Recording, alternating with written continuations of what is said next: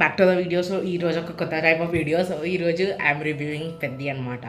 So ఎట్లా ఉంది cinema, ఎన్ని పాయింట్స్ ఇస్తామని పక్కన పెడితే నాకు నచ్చిన పాయింట్స్ నచ్చిన పాయింట్స్ అయితే ఈ వీడియోలో చెప్తా. సో ఫస్ట్ ఆఫ్ ఆల్ నాకు నచ్చిన పాయింట్స్ ఆర్సీ యాక్టింగ్, వెనకాల బీజిఎం, ఏఆర్ రెహమాన్ బీజిఎం, ఆ తర్వాత కొన్ని సీన్స్ బాగుంటాయి, డైలాగ్స్ బాగుంటాయి, దెన్ స్క్రీన్ ప్లే కొన్ని షార్ట్స్లలో బాగుంటుంది, రెజ్లింగ్ సీన్స్ కానీ క్రికెట్ సీన్స్ కానీ బాగుంటుంది. ఇప్పుడు నచ్చని విషయాల గురించి మాట్లాడుకుంటే నాకు జాన్వీ కపూర్ ఎందుకుంది బ్రో సినిమాలో అన్నట్టు అనిపించింది. అసలు ఆమె సీన్స్ వస్తేనే నాకు ఎట్లనో వింతగా అనిపించింది.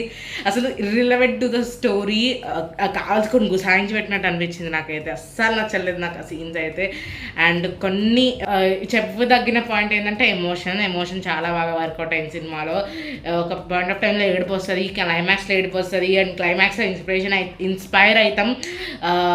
ఓవరాల్ చెప్పాలంటే ఒక 5కి 3 ఇవ్వచ్చు రేటింగ్. సో చూడొచ్చు అంటే ఎస్ చూడొచ్చు. కొన్ని సీన్స్ బాగున్నాయి, అంటే పెద్ద ఎట్లా how he evolved from a small village అనేది ఉంటుంది. సో వెనకాల స్క్రీన్ ప్లే మీకు పక్కా విఎఫ్ఎక్స్ అని కనిపిస్తుంది ఆన్ స్క్రీన్ చూస్తుంటే.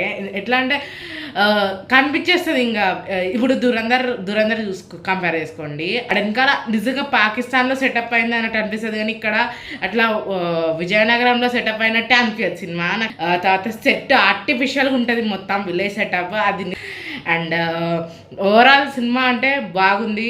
కానీ ఇంకొకటి ఫ్యాక్టర్ ఏంటంటే లెంత్. అసలు 2 hours 50 minutes అంత లెంత్ అవసరం లేదు సినిమాకి. 2 hours 30 minutesలో క్లోజ్ చేయొచ్చు మొత్తం. జాన్వీ కపూర్ సీన్స్ అన్ని లేపేయచ్చు. సో మీకు కనుక ఈ వీడియో నచ్చినట్టయితే like, share, comment and subscribe. Thanks for watching.